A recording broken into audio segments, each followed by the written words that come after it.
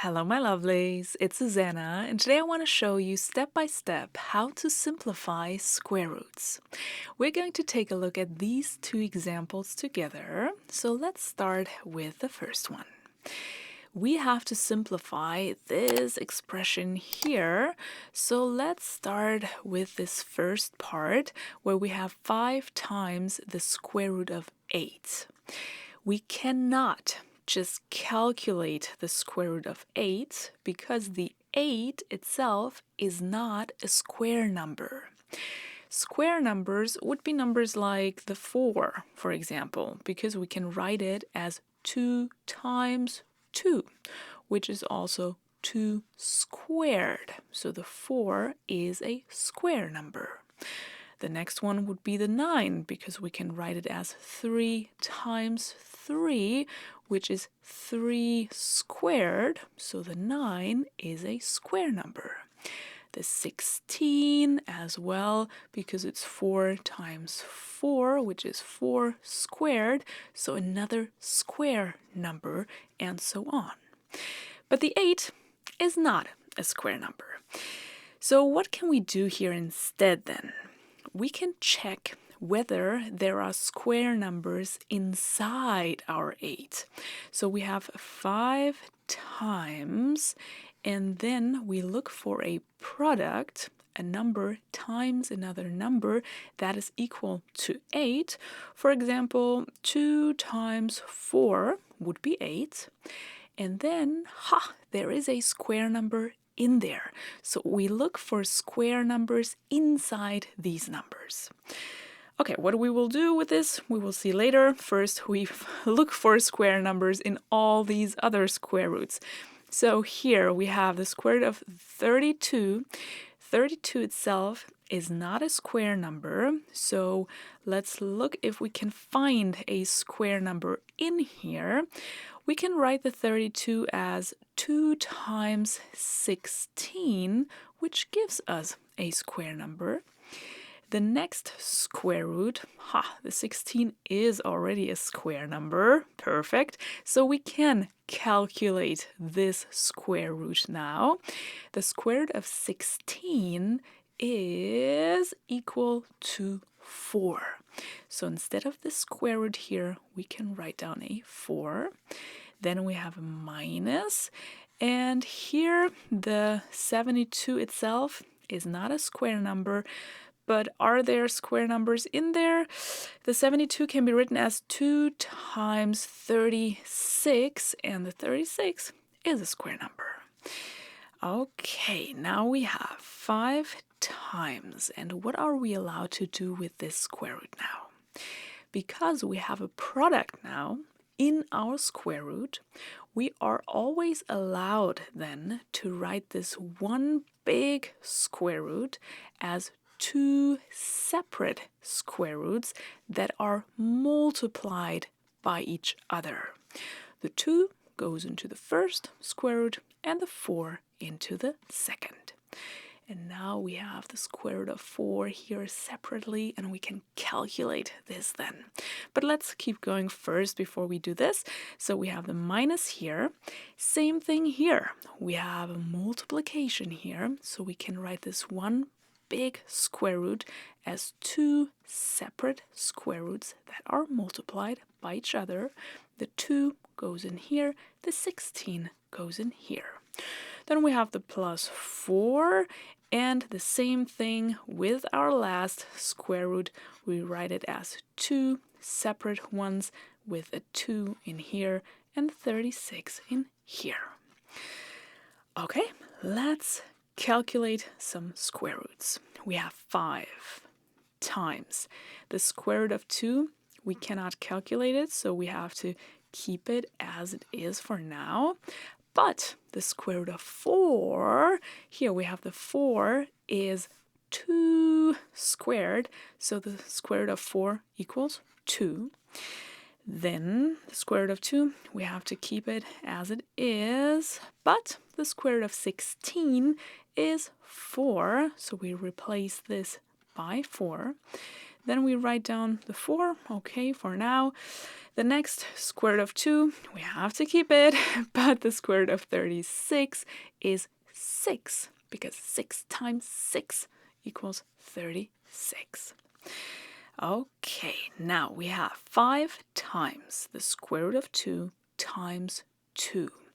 We can first multiply these numbers so that we have 5 times 2 equals 10, and then we still have the square root of 2. Then in the next part, we have the square root of 2 times 4. I prefer to have the numbers in front of my square root, so I would just switch these two so that I start with the 4 and multiply this then by the square root of 2. Next part is just a plus 4, and then we subtract square root of 2 times 6. Same thing, I prefer the number in front of my square root, so I write it as 6 times the square root of 2. Now we have a part with the square root of 2 here, square root of 2 here, and a third part here. We can simplify this. We have 10 of these green parts minus 4 of the green parts minus 6 of the green parts. So 10 minus 4 minus 6 equals 0. So this all vanishes, and the only thing that is left is my 4, and this is my result. But we had a second example that is waiting for us here. It looks a little bit more complicated, but we first take a look at it. We have parentheses here that are multiplied by each other. If we take a look at the square roots, we cannot calculate the square root of 2, not of the 3, not of the 8, 3. The square root of 1, we can calculate it because it's just 1. So we can erase this square root here and make it a little bit nicer, but we cannot calculate the square root of 6.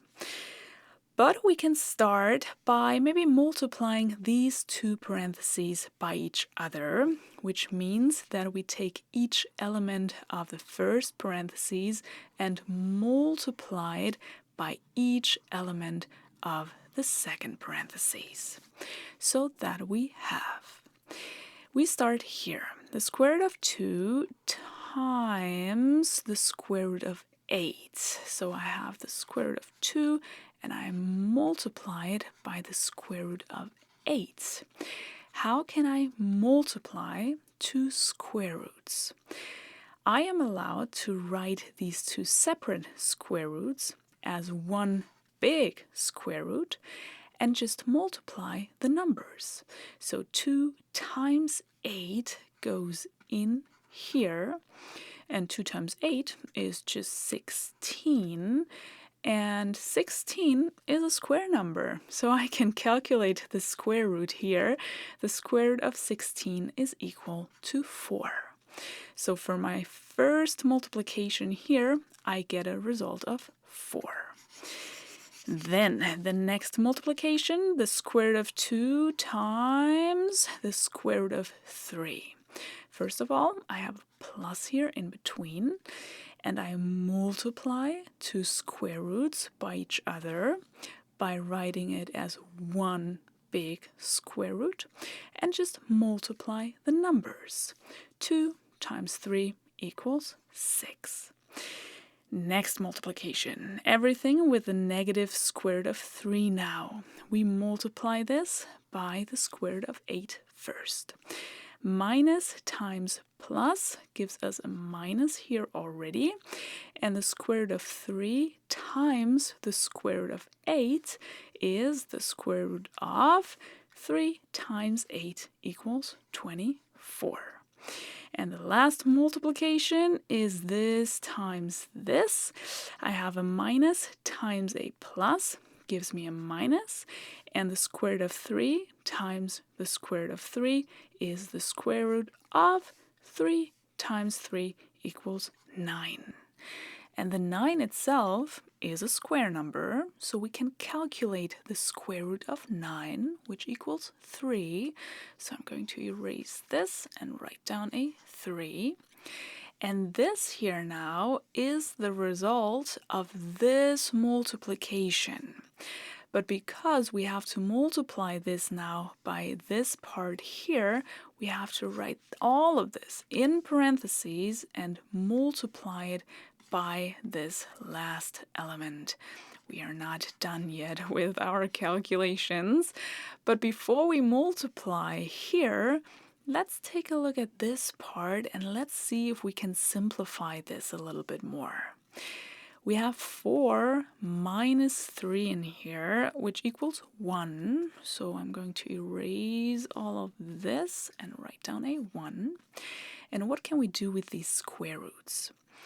The square root of 6.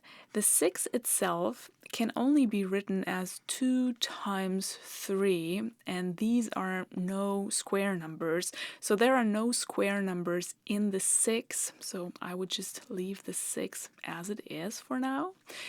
And the 24, yeah, we can write the 24 as 4 times 6, so there is a square number in there. So let's write the 24 as 4 times 6, so that we can do something with this square number, so that we have the 1. We keep the square root of 6 for now as it is, and here we can write this as 2 separate square roots again. We have the 4 here and the 6 here, and all of this is still multiplied by this last element. Now we can calculate the square root of 4, which equals 2. So I'm going to erase this and we write down a 2. And now we have a square root of 6 here and another one here. So we can simplify these parts so that we get the 1 here. Then we have one of these square roots of 6 here minus 2 of them. So 1 minus 2 equals negative 1 of these square root of 6. And you don't have to write down this 1 times. You can also erase this again so that it looks like this. And then don't forget to still multiply it by this second part. And now we only have to multiply these parentheses. We can either do it by multiplying each element of the first parentheses by each element of the second, or if you take a look at this structure here, we have a 1 here, we have a 1 here, we have a square root of 6 here, another one here, and here we have a minus, and here we have a plus. Every time you have this structure that looks like a minus b times a plus b, you can use the difference of squares as a result. The result is always a squared minus b squared. So let's apply this formula here then. We take the first part and square it. So we take the 1 and square it minus, we take the second part and square it. So the square root of 6 and write it in parentheses and square it. And now let's simplify this. 1 squared equals 1.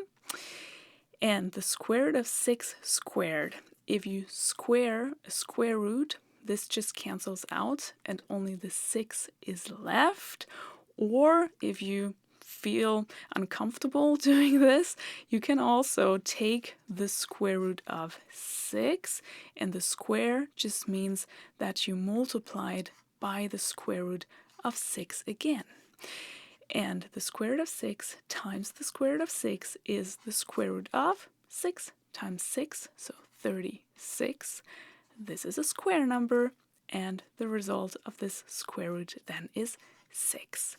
So we have 6 here, and 1 minus 6 equals negative 5, and we've solved this problem. I hope it helped you. If you have any questions, please let me know in the comments. I wish you a wonderful day, and I hope to see you in one of my next videos. Take care!